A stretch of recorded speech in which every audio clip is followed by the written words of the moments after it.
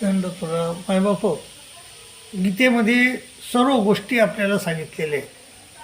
काय खायचं, कसं बोलायचं, चांगल्या माणसासंग कसं राहायचं, कोणाकडून विद्या घ्यायची असली तर कसं वागायचं ते संग, ह्या सगळ्या गोष्टी सांगायच्या. आणि खायचं काय हे पण सांगितलं. तर ते श्रीकृष्ण महाराज म्हणले नाही की तामसाचा व्यवहार आहार जो आहे तो मांसाहार आहे असं नाही. म्हणते मांसाहाराचा विषय नाहीच गीतेमध्ये. गीतेमध्ये तामस देखील मांसाहाराचा विषय नाही, राजसाला बी नाही आणि सात्विकाला तर नाहीच नाही.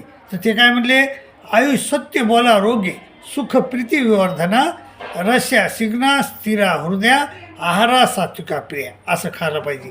रसयुक्त स्निग्ध आणि हृदयाला मोठं करणारं आणि सात्विक अन्न माणसानं खायला पाहिजे असं गीतेचं म्हणणं आहे. बाय बाप तुम्ही बी सात्विक अन्न खा असे